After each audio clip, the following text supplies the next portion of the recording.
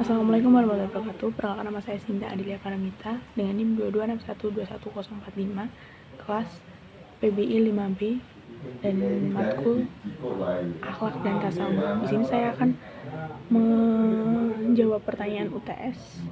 Untuk pertanyaan yang pertama, bagaimana cara membuktikan secara ilmiah bahwa Al-Quran dan hadis adalah benar sehingga dijadikan standarisasi akhlak?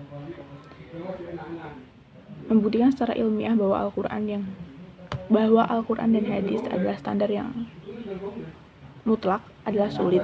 Namun dengan menggunakan berbagai pendekatan, kita dapat memperoleh pemahaman yang lebih dalam tentang ajaran-ajaran tersebut dan relevansinya dalam kehidupan manusia.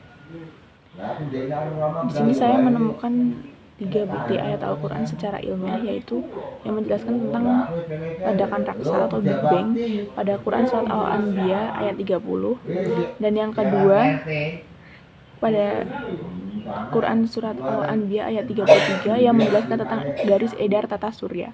Mohon maaf. Untuk yang ketiga yaitu Quran Surat Ar-Rum ayat 48 yang menjelaskan tentang terbentuknya air hujan. Lalu untuk nomor 2, jelaskan 4 aliran tentang faktor pembentukan akhlak dan bagaimana pandangan Islam terhadap aliran tersebut. Dalam memahami bagaimana akhlak terbentuk, para ahli telah mengajukan berbagai teori. 4 aliran utama yang sering dibahas adalah yang pertama, aliran nativisme atau pembawaan. Aliran ini berpendapat bahwa akhlak seseorang sudah terbentuk sejak lahir dan dibawa sejak dalam kandungan. Faktor genetik dan biologis dianggap sebagai penentu utama karakter dan perilaku seseorang. Yang kedua, aliran empirisme atau pengalaman.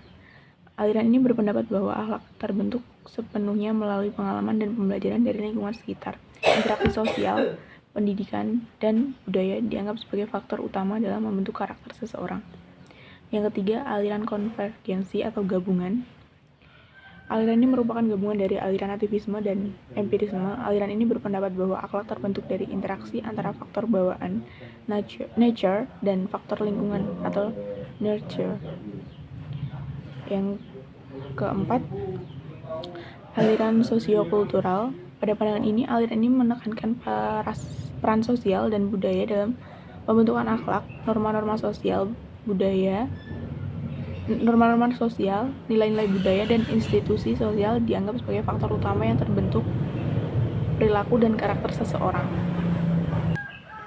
Untuk pandangan Islam secara umum, Islam memiliki pandangan yang komprehensif tentang pembentukan akhlak. Islam mengajarkan bahwa manusia memiliki kebebasan untuk memilih dan bertanggung jawab atas pilihannya. Namun Islam juga menekankan pentingnya taufik dan hidayah dari Allah Subhanahu wa Ta'ala dalam membentuk akhlak yang baik.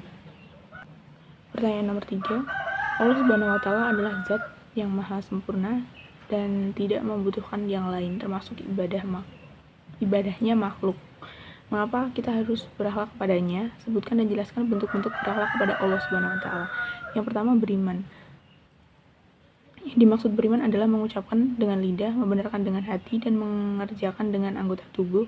Jadi iman kepada Allah adalah percaya dan membenarkan adanya Allah dengan mengucapkan dengan lidah, membenarkan dengan hati, dan membuktikan dengan anggota badan. Yang kedua, bertakwa. Takwa berasal dari bahasa Arab yang artinya memelihara diri, menjaga diri, waspada, dan memenuhi kewajiban. Lalu yang ketiga, ikhlas. Ikhlas berarti memasrahkan hati kepada Sang Pencipta. Itu berarti seorang hamba tidak akan memanjatkan doa dan mengharap kepada apapun selain Sang Pencipta. Yang selanjutnya, tawakal. Tawakal adalah membebaskan diri dari segala ketergantungan selain Allah. Pada saat yang sama, Allah Subhanahu wa Ta'ala memerintahkan hambanya untuk bertawakal. Ikhtiar atau usaha itu adalah perintah Allah Subhanahu wa Ta'ala terhadap hamba-hambanya sebagai manifestasi dari keimanan kepada Allah Subhanahu wa Ta'ala. Dan selanjutnya, syukur. Syukur adalah berterima kasih pada Allah, lega, senang, dan menyebutkan hikmahnya diberikan kepada di mana rasa senang, lega itu terwujud pada lisan. Yang selanjutnya, bertaubat. Secara etimologi, taubat memiliki arti kembali, sedangkan secara termologi, taubat berarti pulang atau kembali kepada Sang Pencipta yang maha mengampuni lagi maha penyayang.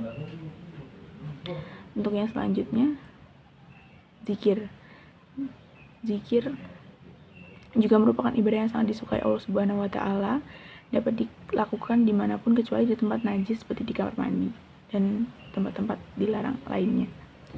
Yang selanjutnya, yang keempat, mengapa Rasulullah SAW diutus hanya untuk menyempurnakan akhlak, bukan ilmu sebagaimana hadis yang disebutkan pada pertanyaan tersebut? Bukankah ilmu sangat penting dalam kehidupan umat manusia, khususnya umat Islam? Akhlak sebagai fondasi. Lalu tujuan utama penciptaan manusia adalah untuk beribadah kepada Allah Subhanahu wa Ta'ala. Ibadah yang sejati tidak hanya sebatas ritual, tetapi juga tercermin dalam akhlak yang baik. Peran ilmu dalam lisan. Islam sangat menganjurkan umatnya untuk menuntut ilmu, namun ilmu yang dimaksud bukan ilmu duniawi, tetapi juga ilmu agama. Contoh teladan Rasulullah SAW sendiri adalah contoh teladan yang sempurna dalam hal akhlak.